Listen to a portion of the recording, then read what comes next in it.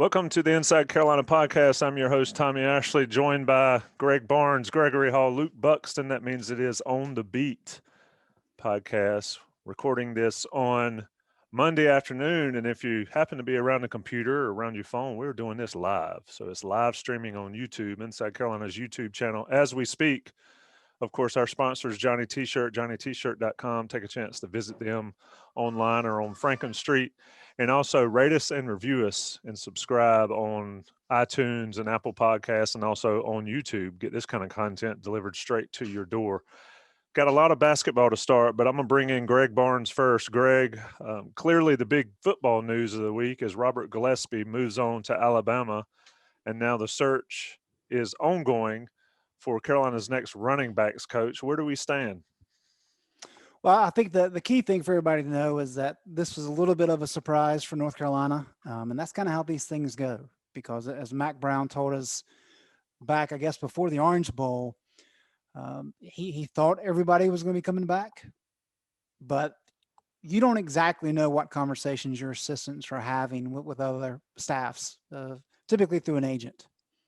And they can tell you one thing and go from there. And then there's also a situation, which I think this is that Gillespie planned to stick around. And then you get a program like Alabama has been the dominant program in the country for a decade now.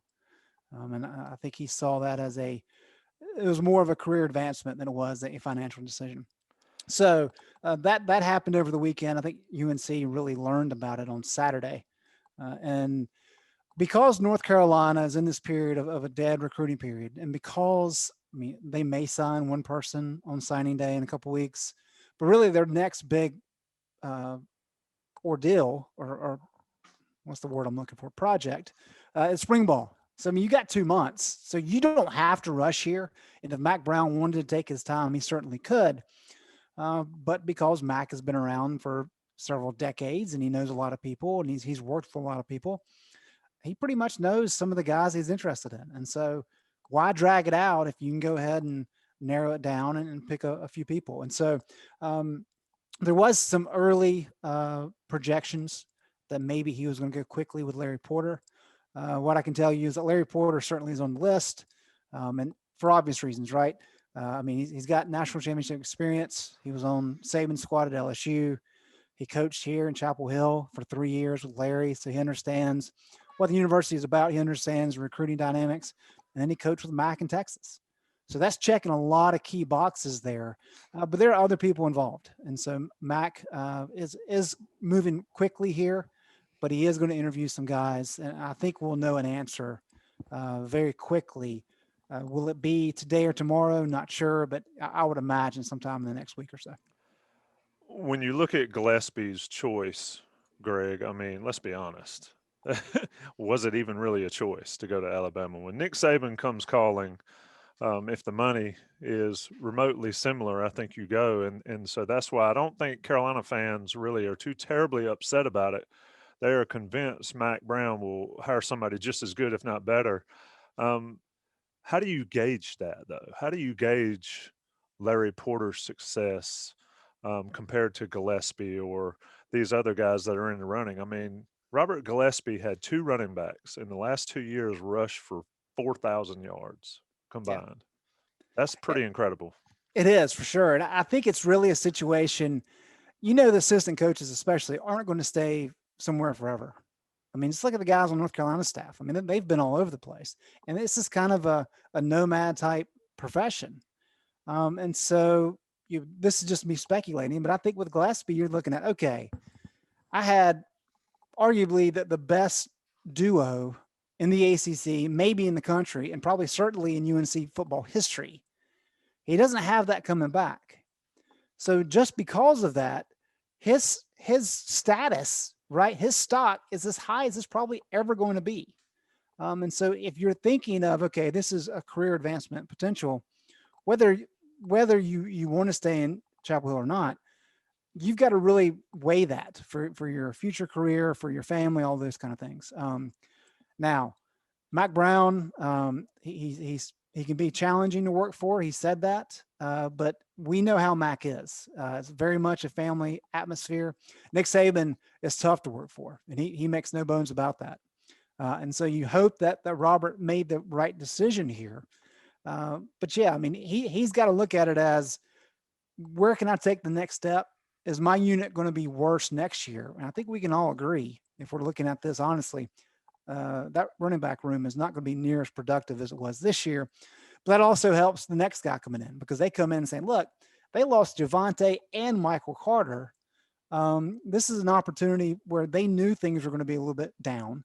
And so I get to come in and I get to kind of build it back up.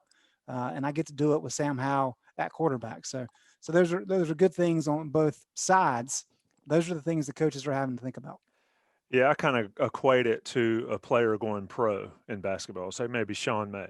I mean, Sean May was never going to duplicate his NCAA tournament run Right. again, and he hit while the iron was hot. I mean, Alabama's the standard. There's no doubt about that. So you can't fault a guy for going there. And you're right.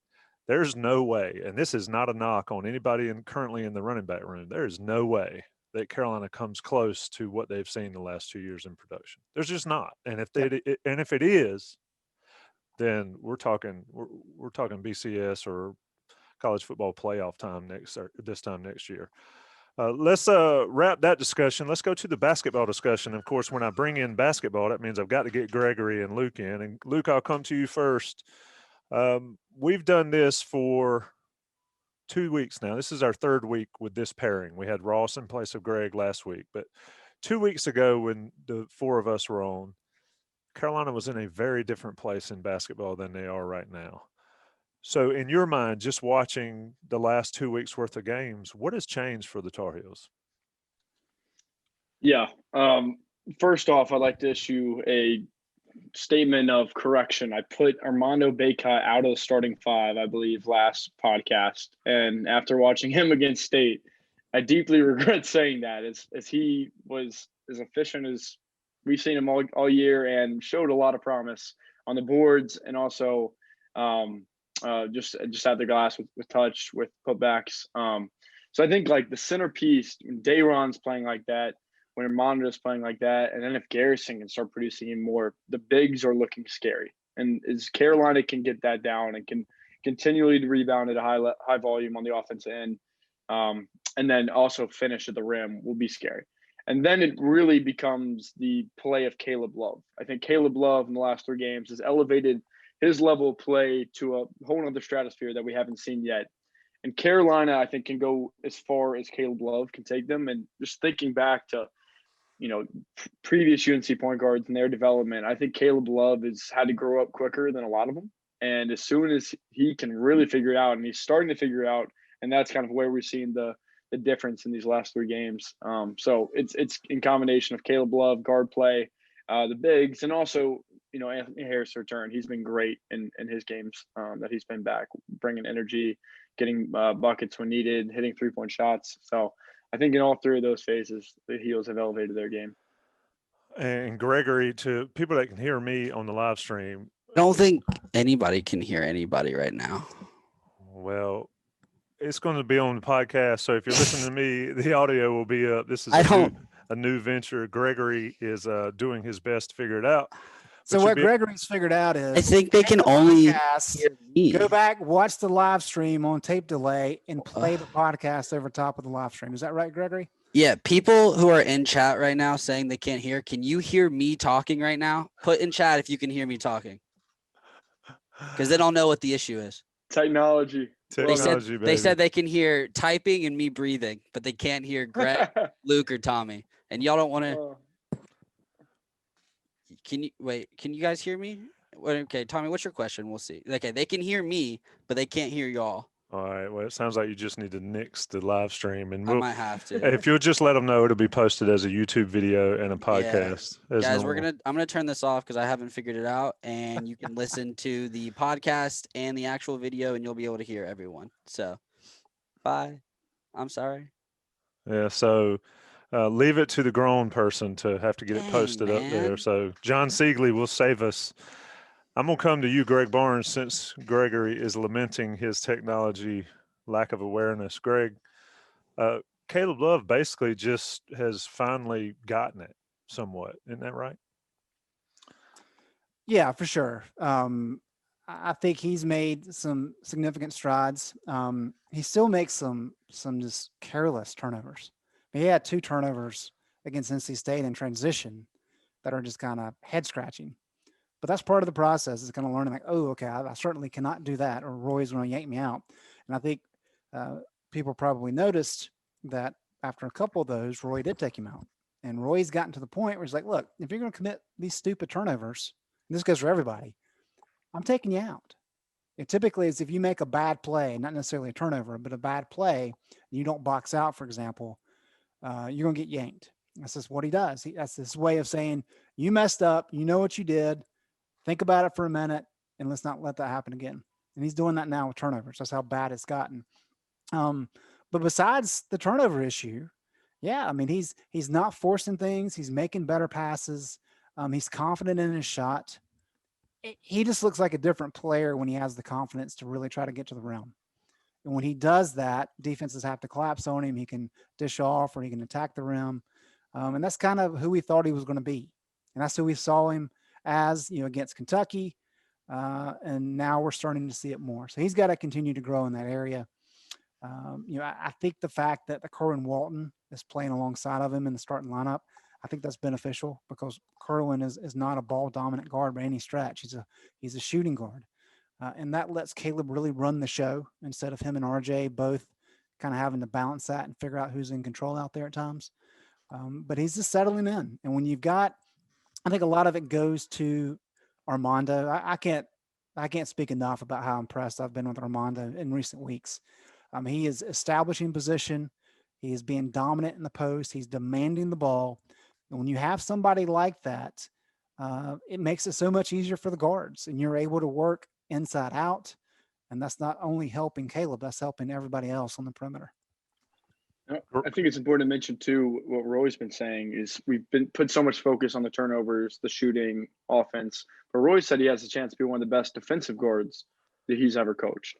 If he can make the right steps and get, a couple of improvements, I think that is something that we haven't been talking about enough. He's done a great job on the defensive end guarding other point guards. And it's probably keeps him in the lineup over RJ, who's a little smaller, a little harder to defend, or a little harder to get in the face and block shots and whatnot. So I think that's another part of Caleb's game that's been really effective. Yeah, I mean, he's just all around gotten it. And Dewey talked about it. And the reason I asked the initial question, he's just finally gotten it. We're at the point in the season where in a normal year, this would have happened at the beginning of the season, maybe, or in the first few games. And he's had the opportunity to sort of figure it out. To Greg's point, though, the mind-blowing turnovers, whether it's the double dribble or whatever it was at the end the other night, or just, throwing it to nobody at times. I mean, he's learning, but I do think he's gotten a lot better. And his stats show that. But Gregory, I'll bring you in since the technology side of the show failed for you. I tried. Let's see if we can get in on the Carolina deal. A point Greg made, and Luke nodded, Kerwin Walton being out there has made a huge difference for this team as well, don't you think? For sure. And Roy pointed it out in the post game where it looked like State was going to maybe come on a run here.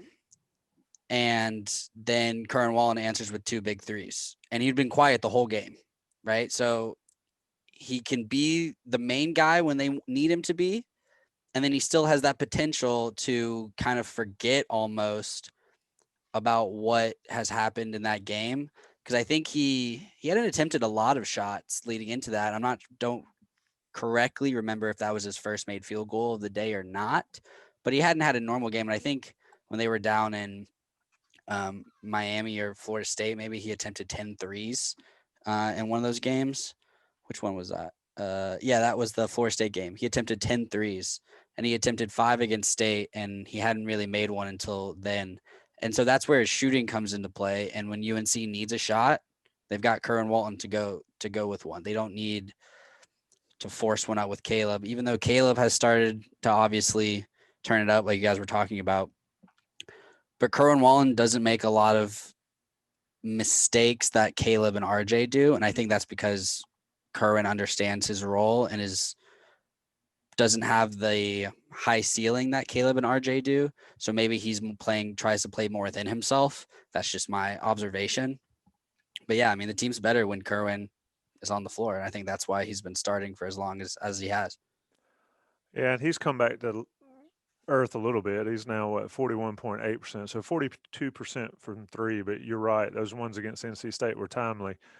Luke He's Bucks, got such a smooth shot though. I mean, just kind of thinking back, Donald Williams sticks out to me just as somebody who has such a fluid shot, and I think in a couple years, Kerwin is going to be similar to that. That if he gets any kind of look at it, you think it's going to go in. And Wayne Ellington was a guy like that. There haven't been many though in North Carolina where as soon as they took an outside shot, you thought it was going in. But we're getting to the point where I'm starting to kind of think that about Kerwin. We talked about on the podcast, I think, Gregory, you mentioned this. The one thing I think he has to improve is being able to catch and shoot with the quick release. Like come off the screen, get the ball, and be able to hit it down. It seems a lot of his shots have come kind of settling in, have a moment, and then be able to take the shot, feet set, or pump fake, dribble right, and then pull up. I think the next step is going to be, can he be a catch and shoot guy? Is people are able to defend him more on the wing? How can he create his own shot? And he's done that well with the pump fake, dribbling, but I think like the coming off the screen, flaring out maybe for an outside shot is the next step in his development. yeah, and I started to say there, and to Greg, your point, asked Dewey. I said he looks a lot like Wayne Ellington shooting, but Dewey said while the stroke may look similar, the difference in Ellington and a lot of guys is it's a jump shot for those guys, and that's another thing that Walton doesn't. He doesn't have a jump shot, or hadn't shown it. They're mostly set shots, and I think Right. those the catch and shoot, you got to get used to. Guys got to get used to where you want it, and there's a pocket that shooters want it in. But Greg, when you compare him to guys, I don't know of a Carolina player that had certainly it's pure. But Donna Williams was 3 feet off the ground when he shot his jump shot. Wayne Ellington was doing the same. I mean, I'm trying to think back over the course of watching Carolina basketball. I don't remember a guy that was really a set shooter like Walton is. Can you think of one? I can't. Yeah, I'd have to think Andrew long and Platek? hard on that. Play tech. Play tech, yeah. Man. What about Danny Green? How's Danny Green as a shooter? Yeah. He kind of has that set. Yeah, and I think some of that too kind of comes with time and experience. Because I mean, we can talk about Kerwin all day, but he's got a lot to develop, and he's got a smooth stroke, and that's going to benefit him and get him a lot of playing time. But he has to understand how to move without the ball. He's got to expand his offensive skill set a little bit beyond just that outside shot. So I think you'll see him develop quite a bit. But yeah, it's a unique stroke for sure, Tommy. But it's certainly smooth. Yeah, and being able to elevate on a jump shot will give him more opportunities as well. Yep, for Because, sure. I mean, go back and look at some of the pictures of the great jump shooters. I mean, it doesn't matter if you get there. If you're late, it's over. And Walton's had to maybe double pump or to take that dribble right or left, like you said. You talked about Baycott, Greg, and I want to stay with Baycott, and Luke, I'll come to you on that. Baycott got hammered at times last year, ended up averaging 11 and 8 or something decent as a freshman. This year, looking at his stats, I mean, if he got if you're talking about preseason ACC player of the year, this guy could have gotten it, based on stats alone. 64% from the field, 64% from the free throw line, averaging 7.8. What has clicked for Baycott, Luke? And I think I know, but I want to see what you have to say. I think it's continuing to develop touch around the rim. His reading here now, his field goal percentage jumped about, 13% from 58.7% to 71.4% this year. So freshman to sophomore year, about 13% in field goal percentage. So I think it's continually developing his move, which they practice all the time. Dayron mentioned in the post game, last game, how they practice primary move and then counter move. And I think that's really something that we've seen starting to click with Armando. He's developing that touch. He has some moves to go to. He's confident. Greg mentioned he's demanding the ball. He wants it. He wants to be a part of the offense. I think we didn't see that as much last year. He kind of like, sunk into the offense, wasn't a big part. And then also he's just been so much more aggressive on the boards. I think that's translated to a lot of easy points, of putbacks, just these easy points that he's able to get through just being an inch away from the rim. And then also I think his defense is really good. You saw that block last game, but he's really been able to provide a lot of good help defense, and he's a big presence in there. And he's been able to, provide great looks on both sides of the ball. So.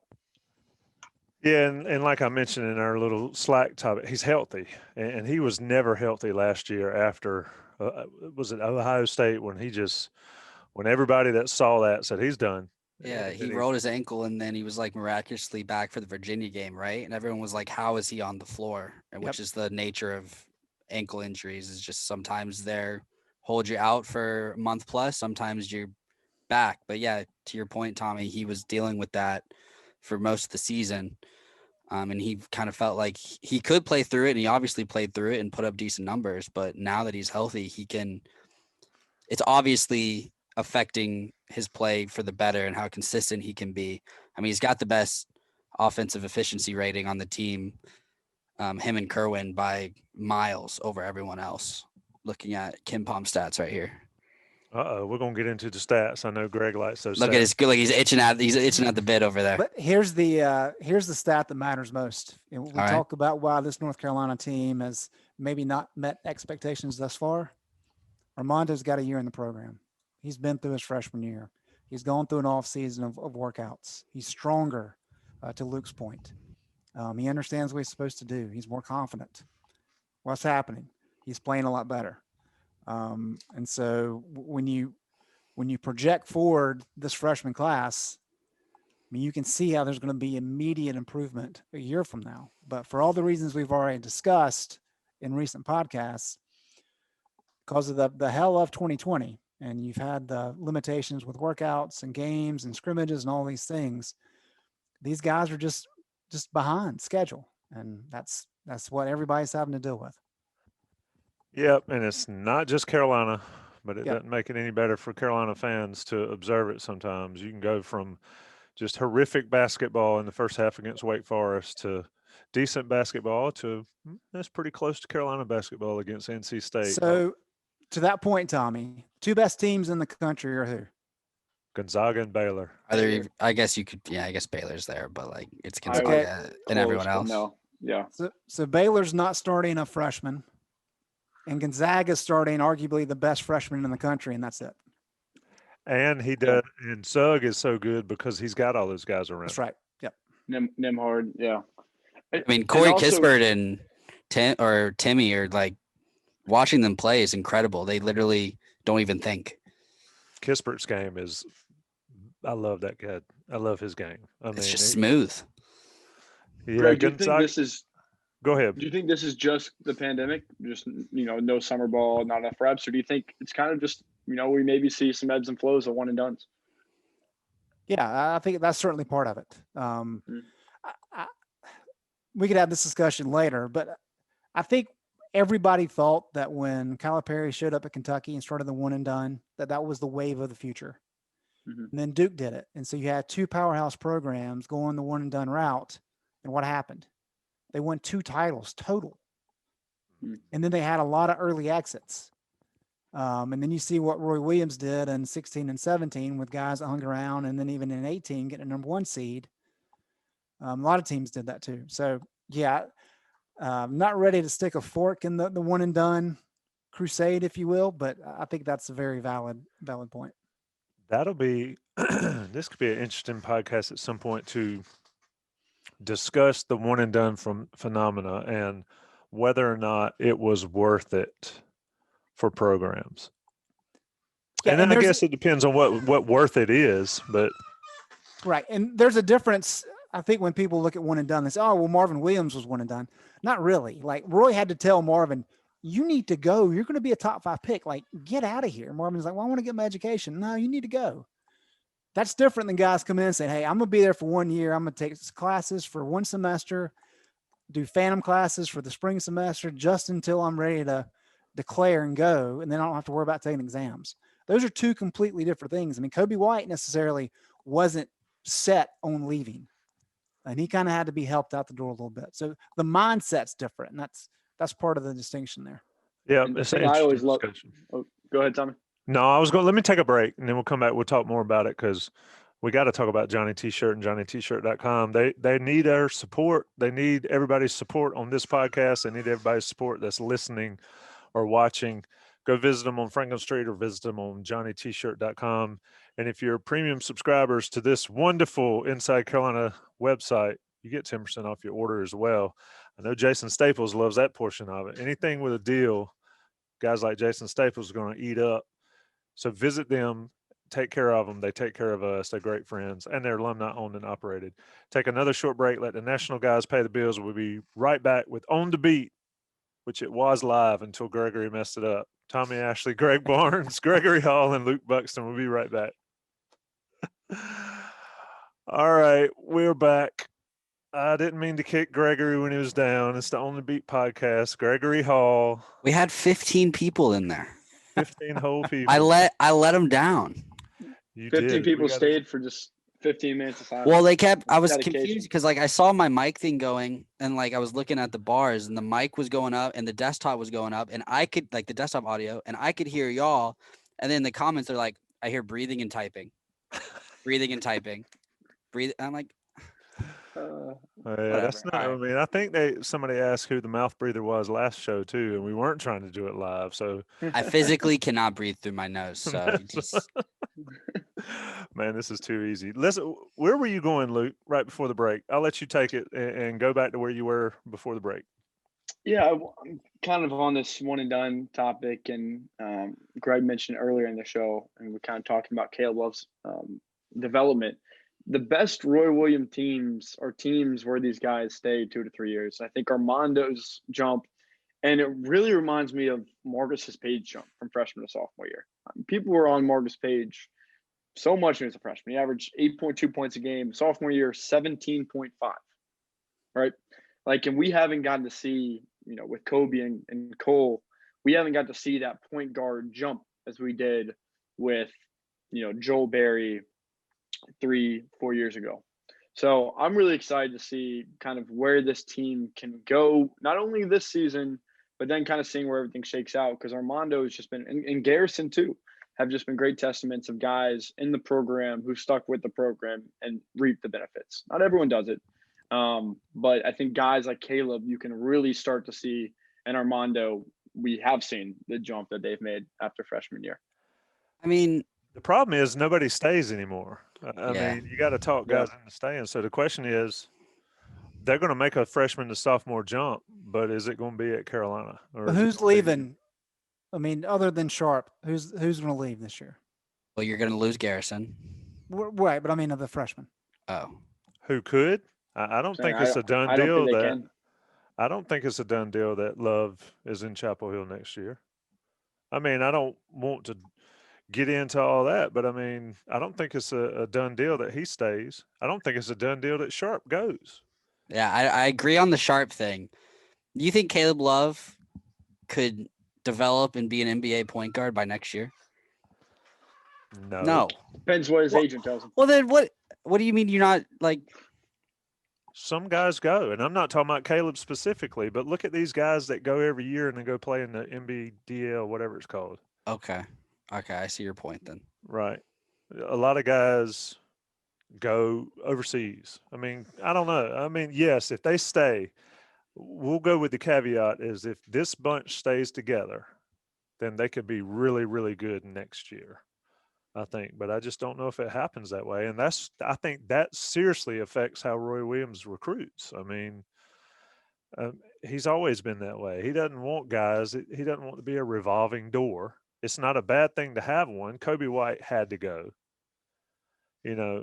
but he likes to have, like Luke mentioned, guys like Joel Berry that are there and are seasoned. And it's why we mentioned Gonzaga and Baylor have one freshman playing between them and why they're so good this year, especially. So I don't know. What do you think, Gregory? Who stays, who goes? Put you on the spot. I think the only person that should consider leaving is Daron Sharp. Operative And word I two. think he should. That's the only reason he should consider it. And I don't think he should, just because the NBA is not a big man like center league anymore until he develops a jump shot. Like, I don't remember which press conference it was. I think it might have been the very first one we talked to the players, and Garrison said he had a little Joel Embiid in him. We haven't seen that. I think he made a jump shot against State, and it was not the prettiest thing in the world, but it went in. But I mean, that's what you need to be in the NBA, and he doesn't have that yet. But he is strong, and he's a really good basketball player. He is an athletic freak, and I think he is a unique specimen. And yeah, I could see him. I think he's surefire first rounder, and depending on how things play out, he could be higher. It's just amazing to me how times have changed over 20 years, where you got guys like Vince Carter and Jameson stayed for 3 years. Rasheed Lawson Stackhouse stayed for 2 years. 2 years. I mean, even Lawson and Ellington stayed for 3 years. I mean, it blows my mind to think where Carolina basketball would be if all those guys would have stayed just 1 year. It'd be a completely different Yeah, but program. Brandon Wright left after 1 year. And there are plenty of people that love Carolina basketball, and you say the name Brandon Wright, and they don't remember him. Yeah, that's a different conversation. Well, everybody remembers Marvin Williams. Why? They won a title. Exactly. Well, the Duke shot too. So And the Duke shot. So it's just there's your segue, Tommy. The Duke shot. Yeah, let's segue into a topic that is relevant, since we have Luke Buxton and Gregory Hall here on the podcast as student interns covering basketball.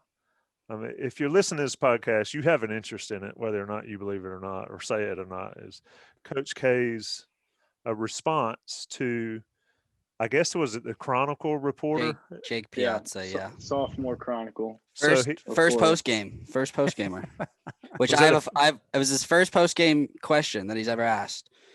Which I have a fun story about my first press conference. I want to hear it. I want to hear 100%. But let's set the table here. Duke loses over the weekend, and now all of the post games are done via Zoom. And if people are listening to this or watching this, don't know that, even if you cover a game in person, you still have to do a Zoom with the head coach and the players. So it's a completely different dynamic these days. And a Duke student newspaper guy covers his first game, and Gregory, I'll let you take it from there. Yeah, and I mean, he just asked Coach K, which I don't know, people on Twitter, but he just asked Coach K what are the next steps forward following this game. What's your major, Gregory? Yeah. What's your major? And as Jake put it, he put out a column either today, I think it was today, and I read it, and he called it a less than ideal answer to the question, and it didn't really bother him as much as people called it a haranguing and things like that. It was not cool by Coach K to dumb it down for the student reporter to ask him what his major was and be like, all right, what would your next steps be after you just took the hardest econ test in the world? By the way, the hardest econ test is Louisville. A road ACC game against Louisville is not the hardest econ test in the world. But just, you make 8, I don't know how much he makes. He makes a lot. Just answer the question. 9. Or if you don't want to answer the question, just say, I mean, Roy gives bad answers all the time, right? But if you don't want to answer the question, just say, you know what? I don't know. Or you say, look, we're not thinking about that. I'm thinking about how to talk to my team. Classic Larry Fedora, I need to watch the tape, right? Well, yeah. But I mean, but you said it was his first ever question he'd asked. That's what he said, or at least it was his first post game. I don't know if it was his first question to him, but to Coach K or things like that, which that takes me back to Luke. I'll let you get in here to say what you want to say about it. But that takes me back to my first Roy Williams press conference. I'm a junior. I'm down there in the bowels of the Dean Dome, and it was after one of the exhibition games, right? And the whole battle of preseason was Kobe versus 7th, who's going to start. And it kind of emerged that Kobe was going to be the starter, and he ended up starting. So Ross, the fantastic Ross Martin asked veteran leadership. Right. I think he asked a question before you did, Greg. So this was my first. Obviously, we had gone through football, but this was my first question of someone that I was working under, right? That I was experiencing. And Ross asked him about what went into the decision, pretty much to start Kobe over 7th. But then Ross, in classic journalism blunder, answered his own question in the question. And so he was like, was it that Kobe was just playing better in preseason and things like that? And Roy goes, no, I started him because he was playing worse than 7th, blah, blah, blah. Like, that's not a direct quote. And then Roy goes, sorry, like he said it, Roy got kind of fired up when he said that. And he was like, no, like, sorry, I'm not making fun of you. Actually, yes, I am, because it was a stupid question. And I'm sitting there like, this is Roy Williams. Like, I grew up watching like a Hall of Fame basketball coach, and I'm like, I'm never asking a question ever if it's going to be a stupid question. So that's my first post-game experience as a reporter, which it wasn't even to me, and I know how I was feeling. So that's just be nice to student journalists. Or if you're Ross, don't ask dumb questions. Well, Matt gave Ross grief. Everyone gives Ross. Everyone gives Ross grief. I got called a jerk by Mac. Uh-oh. It was out of love. It was out of love. You did. It was out of You love. did. Let's But go, I did Luke. get called a jerk. Luke, what's your first story? Your first love story? So I'll say one thing on the comments, and I'll say about the post game. The comments first, the econ test. If we're under the analogy that I got a grade back, like he got the score at the end of the game, I would have a great answer to if you bombed your first econ test. What's your next step? I would hire a tutor. I would put more time into studying on Sunday nights instead of going out or something and doing this. It would be a very simple answer. So I think the fact that there was no answer to the question is ridiculous. It also reminded me, my dad told me a story of Seth Davis back in 1990 when they gave midseason grades in the Chronicle, and Coach K invited them in the locker room and chewed them out back in the 90s, which I thought was a hilarious story kind of that goes with this one. That was when I was at Carolina and knew a Really? couple of those people. They thought they were getting an exclusive. No, yeah. They got an exclusive.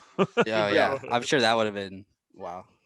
The only time I've been terrified, I honestly, I will ask Mac questions left and right. I'm a little more hesitant to ask Roy questions. The one time I asked him a question and I thought he was done, and I went to go a follow up, and I think he thought I was like combating his response, and I got hit with the, "Listen, son, I'm explaining it to you."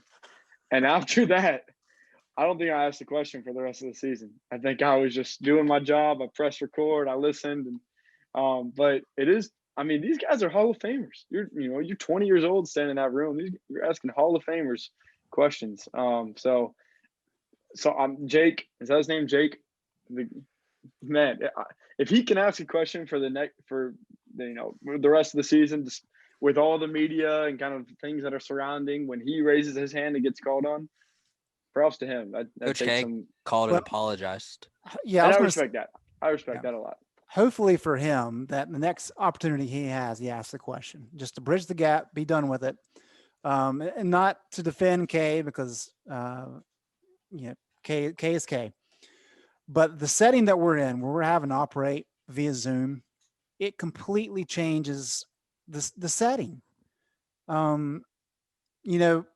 Back in, I'm trying to think what year it was, 2010, maybe 2011.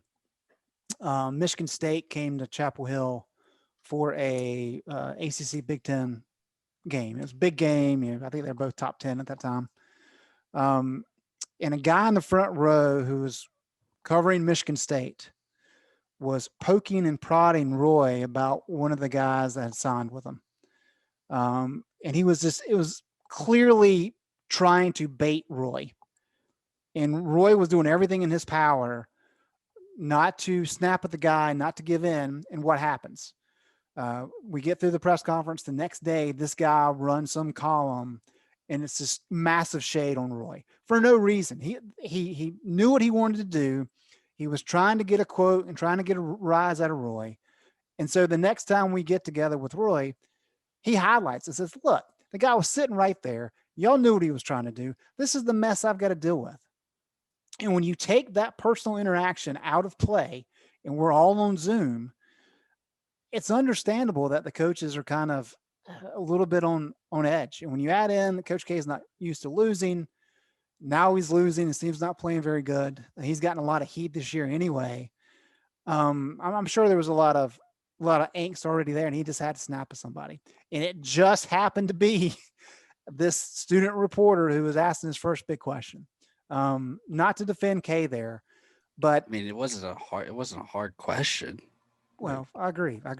I'm not doubting that, but just the ability to sit in a room with the coach and have him understand what you're asking and kind of look in your eyes and get an understanding of the feeling, that changes things. And I see it with Roy. I've had a number of sit downs with Roy over the years, and he's like the nice grandpa when you sit down with him. Just chat with him for 30 minutes. He wants to talk golf. He wants to talk all kinds of things. You got to have to get him back on track with the basketball stuff. But you put him there in a press conference where everybody's kind of judging him, looking at him. It changes that dynamic. And then when you do it over Zoom, it changes it even more. So, Roy said the F word a couple weeks ago, right? So, True. It's well, and also like what I've thought about this a lot, like when, like, I know what it's like on our end, on our Zoom, because I can click back, like I'm on my computer on Zoom. They're sitting, like, I don't know what their view, like what they're looking at, because he's still sitting. I have no idea. I think it's just a computer. Is it just a computer? And I think so, yeah. I guess so, yeah. But still, it's got to be different for him. I mean, he's been sitting down in press conferences for longer than I've been alive, and he's had to adjust to this, and they all have. But yeah, it doesn't excuse. Just answer the damn question is what I thought. And if you don't want to answer the question, then pull a Larry and be like, I'll have to look at the film. I don't have an answer for you right now. Do you guys remember last year versus State when we won twice, and I think that someone from the DTH asked him if he thought it was a rivalry anymore? Clearly trying to get something. That was the great Brian Keese. Oh yeah, he told him he needed to go back to college. Yeah, he said, "You need to stay in school, son. You think I'm going to answer that damn question?" Yeah, that's right. I mean, when you get to eyeball people, though, it changes a lot. I mean, Greg, you've been doing this, and you widely considered the best one around. But the first few times that you covered, Roy Williams or whoever it was at the time, Matt Doherty, I guess, at the time. Who was it? When did you start at Inside Carolina? Full time was with Roy.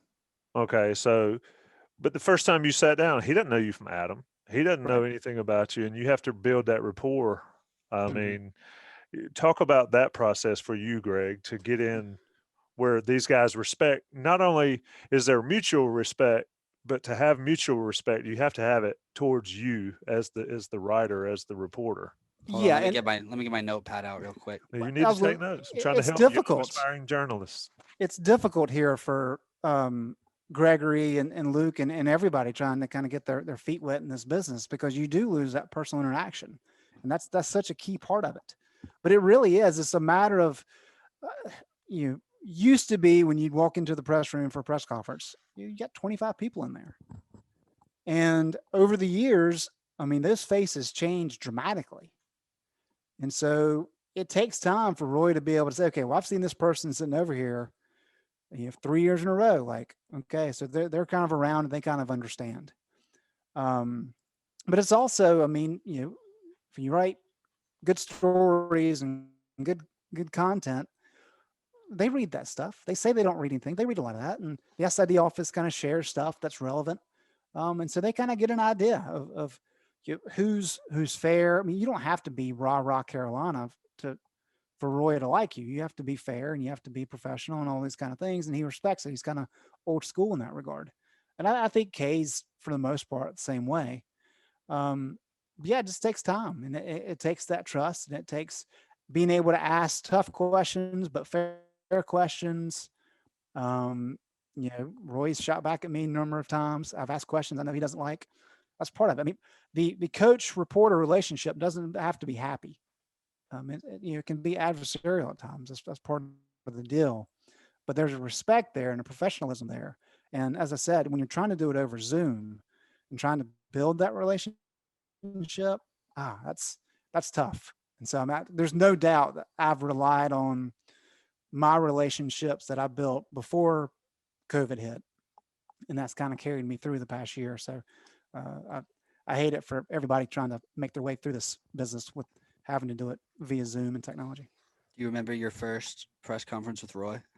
I do. It was a summer press conference, and I asked a question about Will Graves, and I had the story all planned out that I was going to do something on Will Graves, the summer story, and Roy didn't want to talk about Will and completely changed the topic and started talking about somebody else and gave me like a 3-minute answer on another player. And I'm like, I've got to do a story on Will Graves. Do I ask him another question? Be like, you didn't even answer my question. And I didn't. And so I had to change on the fly. I'd pre-written the story and everything. I just needed a quote to plug in.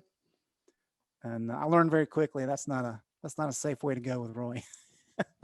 See, I've been doing it since 98, 99. So Guthridge, right when Dean retired, Guthridge, and then Matt Doherty, and then a little bit of Roy, and I'll let you young boys take over. I But was born in 1998. come on, man. You don't have to bring that up. No wonder you couldn't get the technology right for the live stuff. You're too young. But it is interesting to see, and all coaches are like this, is the difference in not winning and losing a game or two, but when it starts going south, like I don't want to get into the Doherty stuff, but Doherty was great to start with. And then it started going south, and that whole tenor changed. And Krzyzewski's dealing with his teams aren't winning, and he's there. He's having to show up. So I feel for the kid, like Greg said, it's tough for journalists to do their job in the way that it needs to be done, because it's what you guys are doing now is there's no relationship here. I mean, and that's huge, because like Greg said, you don't have to like somebody, but if you can trust them not to BS it or write a bunch of stuff that's inaccurate or whatever, they're going to treat you with respect. And, good luck, Gregory. Good luck, Luke. We got anything else for On the Beat podcast, Greg? I'll ask this on a different note. Who thinks this North Carolina team is really good right now? Look at you baiting us. You were baiting us to. I thought it was a valid question. I think they're decent. Define your ramifications of your parameters of very good. I've just seen a lot of people say, hey, they won 5 out of 6 and they're playing so much better. And I'm sitting there looking at the schedule saying, well, we talked in the preseason that they better win a lot of these early games or else they're going to have no shot at the tournament. The only team they've played that's any good is Florida State. Yeah. And without their best player. Yeah. And like if they beat Pittsburgh, if they can beat Virginia somehow, or, beat Duke, then we'll have a different discussion. But right now, I just think the ACC is Virginia, Florida State, and toss everybody else up in a. I think Louisville's up there, but yeah. Is this coming out before the Pitt game tomorrow? Yeah, this is coming out like right as soon as it hits. So it's supposed to be live, but yeah, okay, all right, easy there. So I wrote the Pitt preview today, right? And I know Justin Champagne's good. I know Xavier Johnson's good. Xavier Johnson lit UNC up for 20 last year or something when Pitt got out to a 43-23 lead there in the first half. But I was looking at Pitt's schedule, and here, let me pull it up again. But they beat Miami by 15. Their non-conference schedules, whatever. There was not anything to write home about. But they beat Miami. They lose to Louisville by 10 at home. Louisville's good. Okay. Then they beat Syracuse. Then they go on a 10-day pause. They smack Syracuse. They beat Duke, and they looked good doing it. But then you lose to Wake Forest by 1. And it's just, I'm like, and looking at, they're really inconsistent. I can't necessarily figure out this Pitt team because, I mean, their defense in conference games has been number 1 as far as efficiency wise in conference games. But then their offense has almost been as bad as UNC's.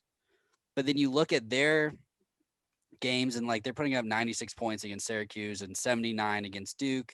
But then you look at the stats, and Pitt and UNC are two of like the worst 2-point shooting schools, like teams in the conference. So I can't really figure out this Pitt team. So I haven't been able to decide.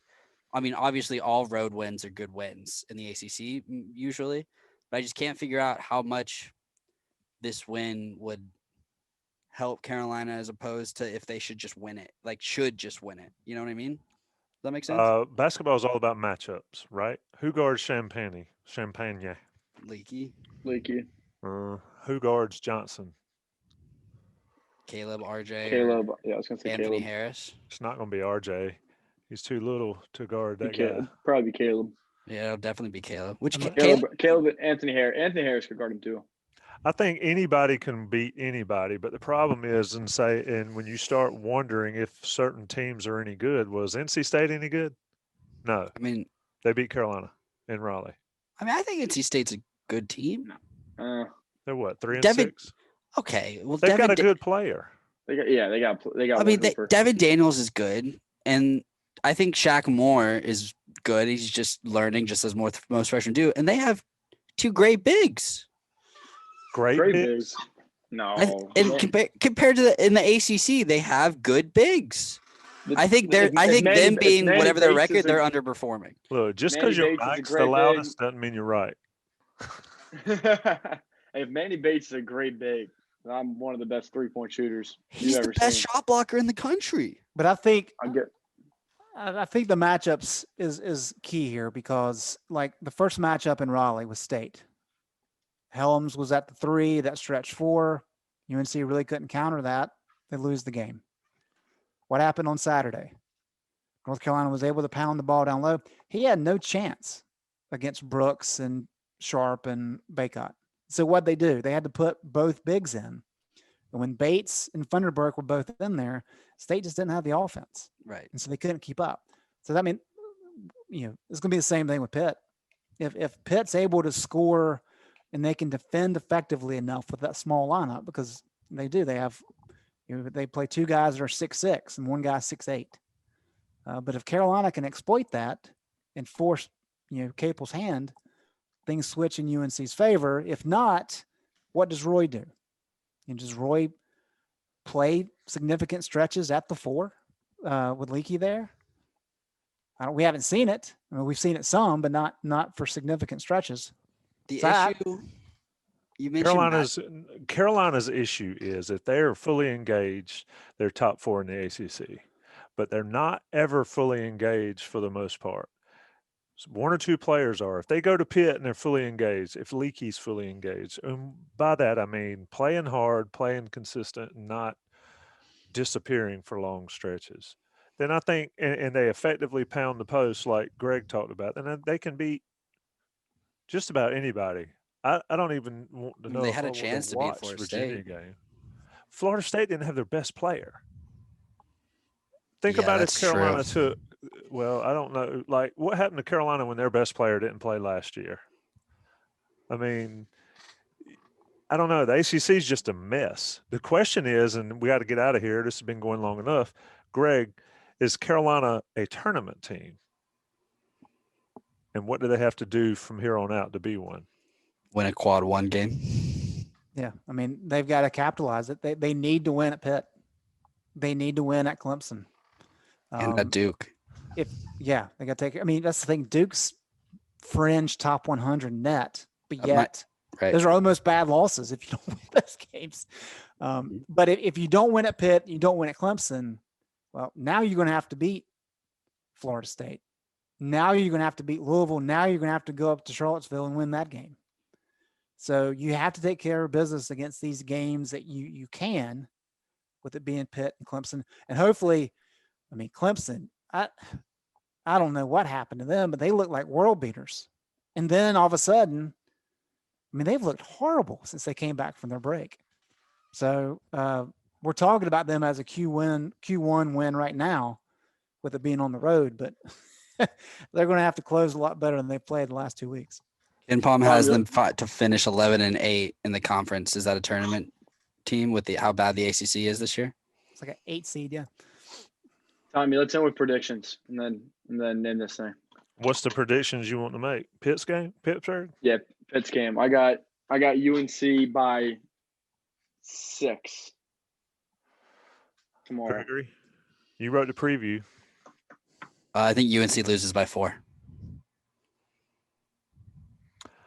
I'll go 79-75. How about that? Hey, if you bet on Carolina this year, you probably lose your rear end. I don't know. I just don't see What? Carolina going on the road to win. I think that's Carolina loses by 6. Well, then we agree. What do you? No, I'm not talking about. pockets. I'm not talking about your pockets. I'm talking about in general. Greg, you have to cover the game, so I'll save you unless you want to make one. Nah, Ken Palm's got Carolina winning by 1. I'm kind of with Luke here. I think North Carolina has showed me enough the last 2 weeks, even against some subpar opposition. I think North Carolina wins this one by 5. We shall see. It's I got interesting. Greg on my side. That's always a good person to line Yeah, your that's the shirt only with. one that matters. Absolutely. I got Look, stuck boys, with Tommy it's over been here. fun. Yes, me and you, Gregory, and I'm going to get on you when this is over. I'm going to ask you a major, and it's definitely not technology. You've been listening to the InsideCarolina.com On the Beat podcast. I've been your host, Tommy Ashley, Gregory Hall, Luke Buxton, and, of course, Greg Barnes. We're sponsored by Johnny T-Shirt. Rate us, review us, subscribe, all that good stuff. We'll see you around. Thanks, boys.